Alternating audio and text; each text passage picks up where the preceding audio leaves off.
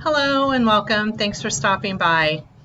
Please make sure to give this video a thumbs up, hit that subscribe button, and click that notification bell so you know when my next video is.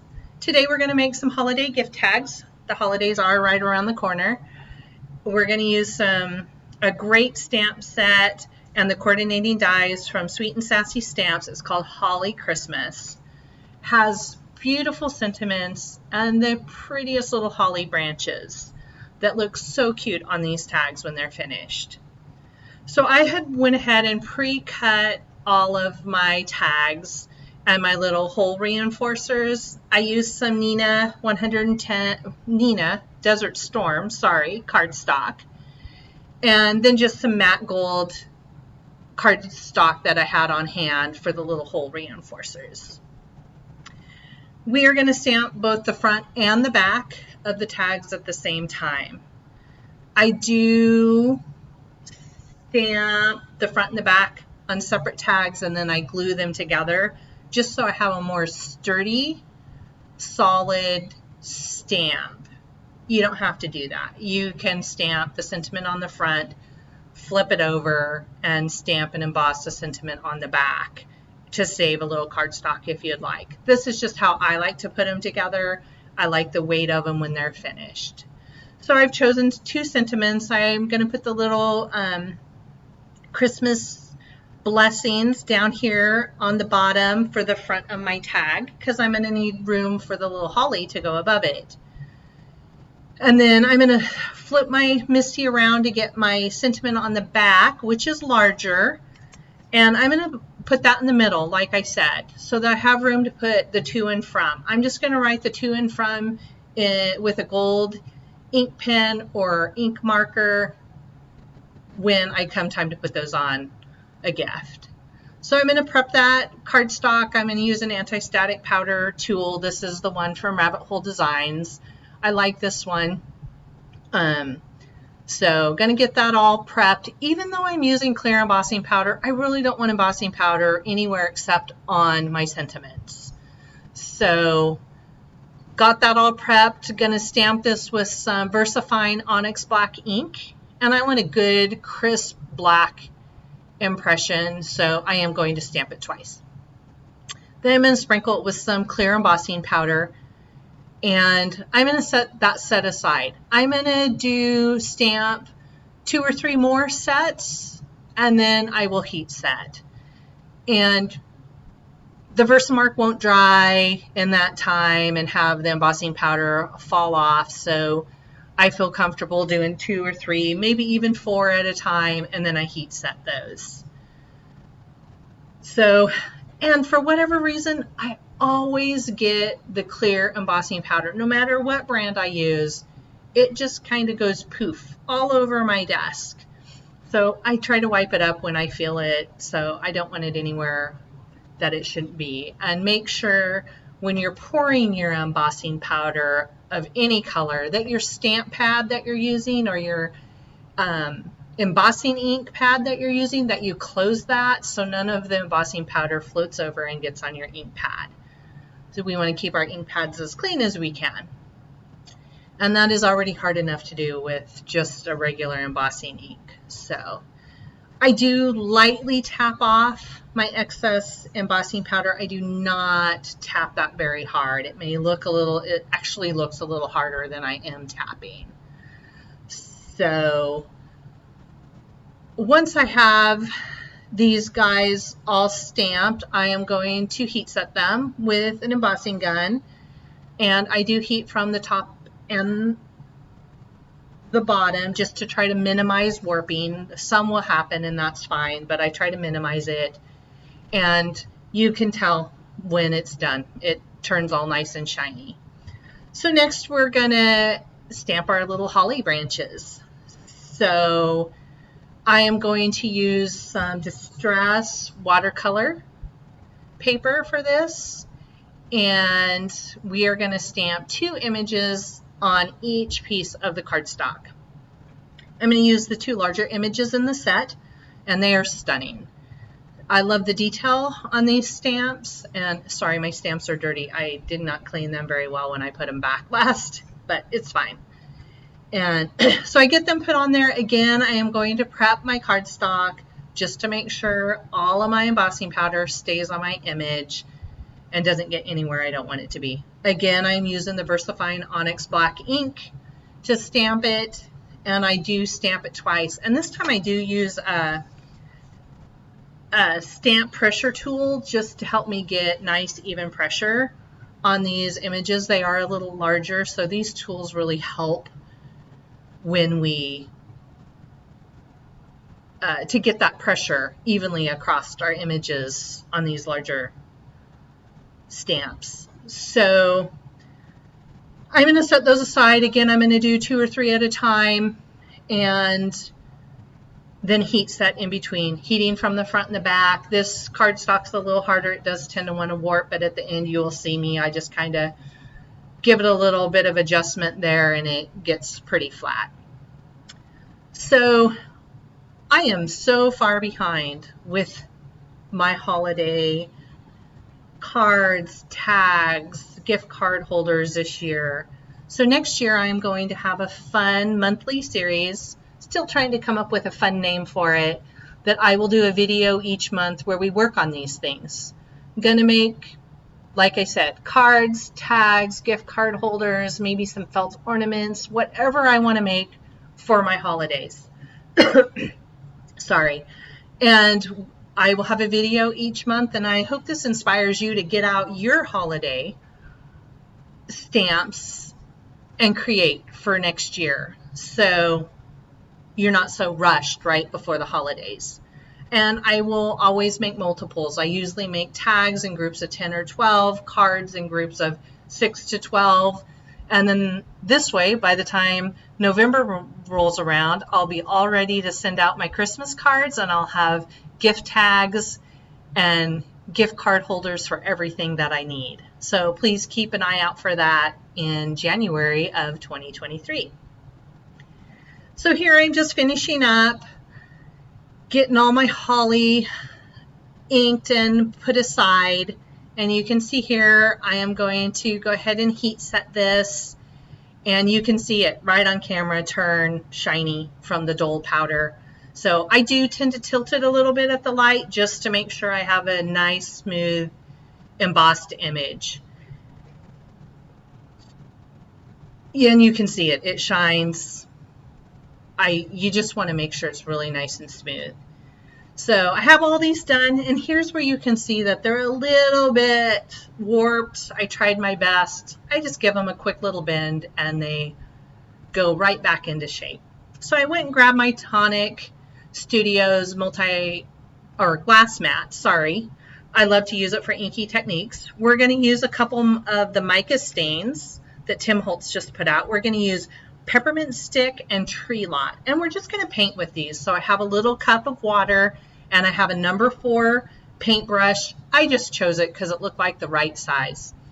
So I'm shaking these like a bell, but when I pulled them out of my drawer, where I do store them upright, I laid them on the side so that mica all flows to the side. It just makes it easier when you shake them for that mica to mix in with the pigment.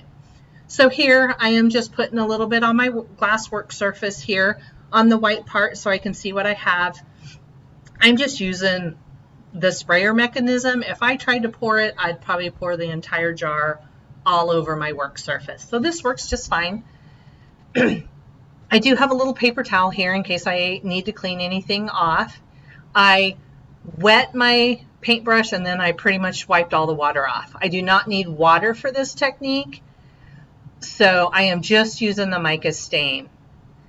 And as you can see here, I am just painting on the mica stain. I am not doing any shading. This mica stain does have a little bit of variation to it, I found when I painted it. It had some light and dark, but it had that shimmer throughout, which is lovely. These stamped images also have wonderful veining on the leaves. So when the mica stain dries, you can still see the black veining, and that helps add some of that detail to your leaves. And it works great. So I love the mica stains. I am not one to go into all the, there's so many great things you can do with them. All the little technical techniques you can do with these. Tim Holtz has great videos on how to use the mica stains. I would suggest to look at some of those, and he has some great makers who do wonderful, beautiful things with them. But for me, I pretty much create a sprayed background or completely color a piece of cardstock by spraying it, use it like this for a little bit of painting. I just love the shimmer it adds, and it's just a fun medium to use. And the colors are all so pretty. So experiment, see what you like, see what techniques you can come up with. I mean, there's 1,000,001 ways to use these things, and I only know a few of them. But I do love this tree lot. I think it works perfect for these holly leaves. It is the perfect shade, a nice dark green. It does, the mica tends to give it, to me, it has a little bit of a gold shimmer to it, which goes perfectly with the gold accents of my hole reinforcers. So I have been making my own tags for years now. They don't all match. Like I said, I make them in small batches. I throw them in a box and I grab whatever tag fits the wrapping paper and the gift. I tend to like to use craft or white wrapping paper, try to keep that neutral, or a more vintagey type of Christmas paper. So these tags will work with any of those wrapping paper, the wrapping papers that I just named. And but I have all sorts. I have some more that are sitting on my desk that I'll be posting on Instagram here soon. I'm sure I will be making some more. I'm going to be putting up in the month of November and December quite a few holiday projects. Not all of them will have videos. Some of them will just be Instagram and Facebook posts, but you will see many different tags being made. I just like that I made them. It makes the gift a little extra special, I think. I always love anything handmade on my holiday stuff. So, and thankfully when it comes to cards, I do not have a ton of Christmas cards that I send out. So even though I am way behind on getting those out this year, I do not have to worry about making hundreds of them. So as you can see, then I use the peppermint stick for the little berries, and it was just perfect. These two colors worked perfect. I didn't want to complicate it by trying to blend. I haven't done that yet, but that's a fun technique that I should try. And I'm not perfect. I have went out of the lines in a couple places. It does not matter.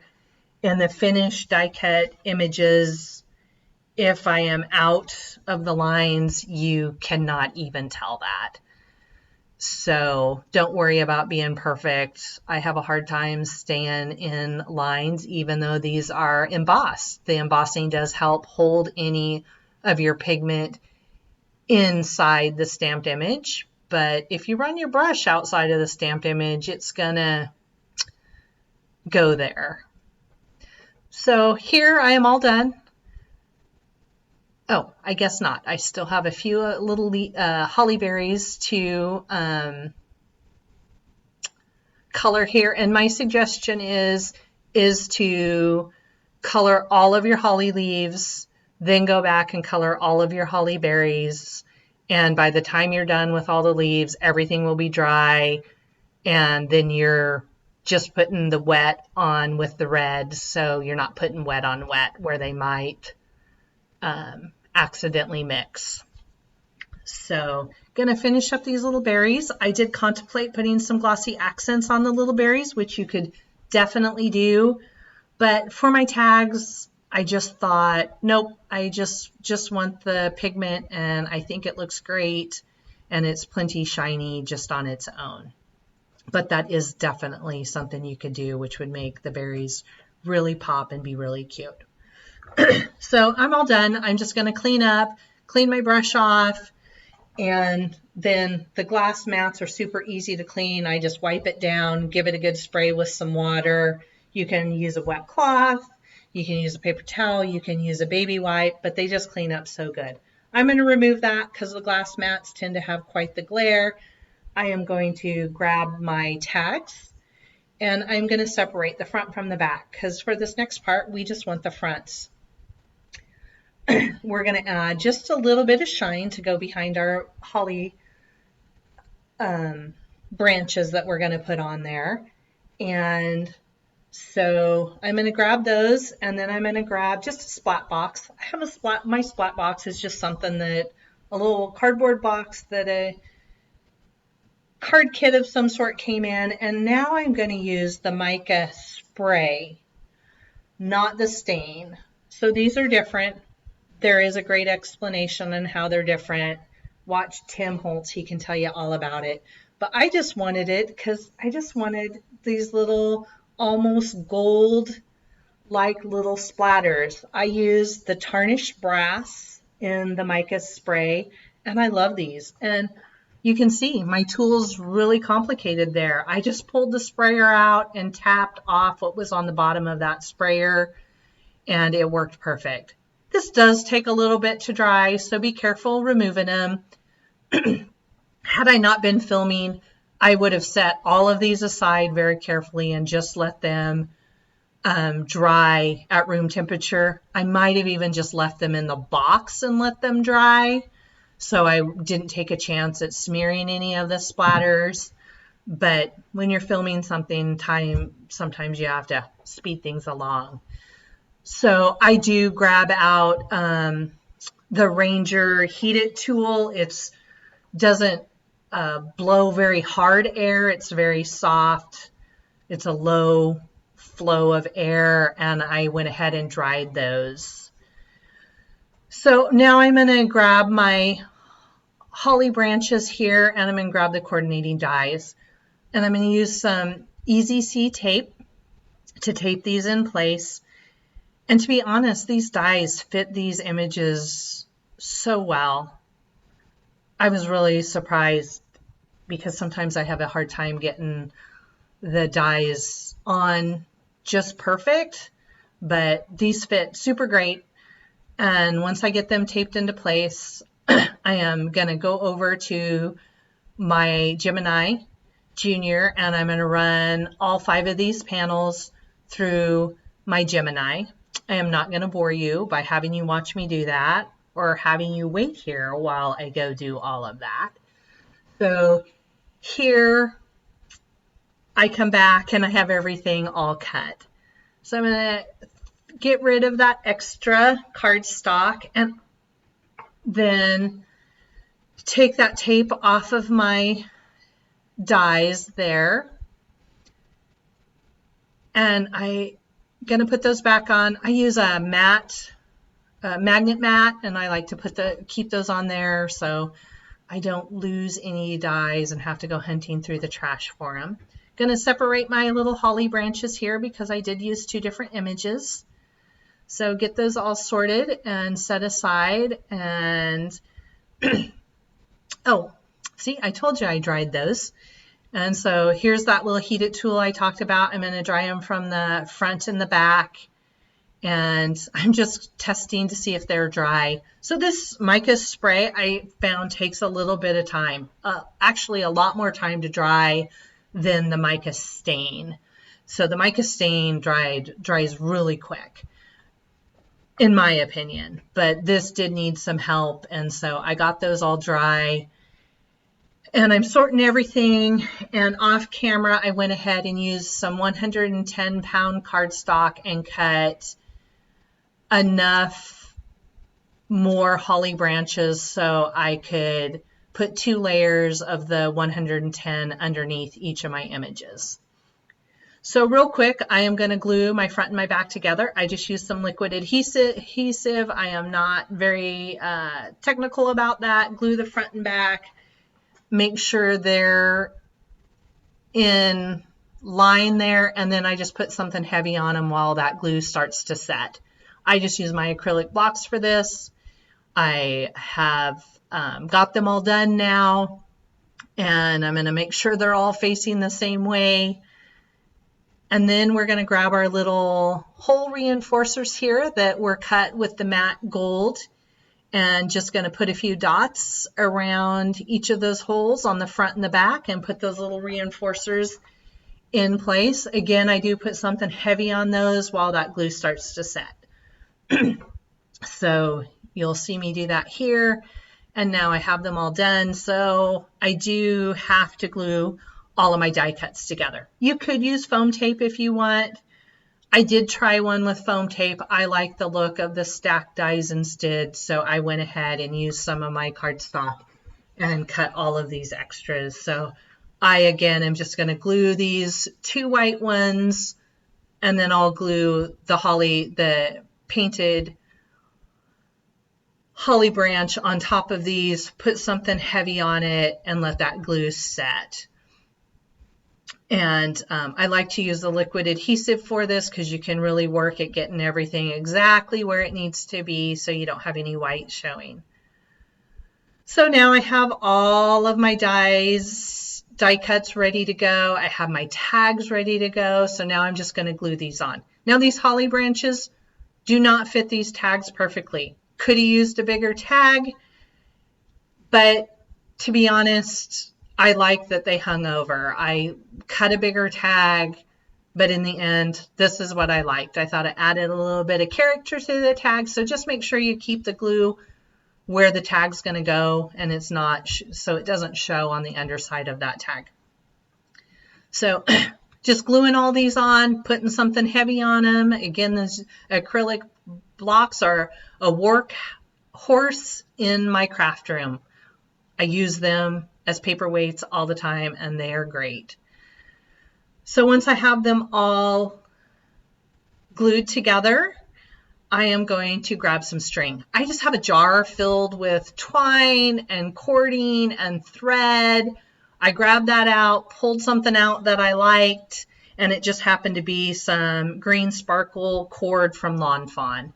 So I cut it, I think I cut it about 12 inches for each tag, and then I just fold that in half, run that through the hole, loop it through, and then I do tie it towards the end, and then I just cut off the extra because when you're tying it, some of it kind of frays, so I want it to look really nice.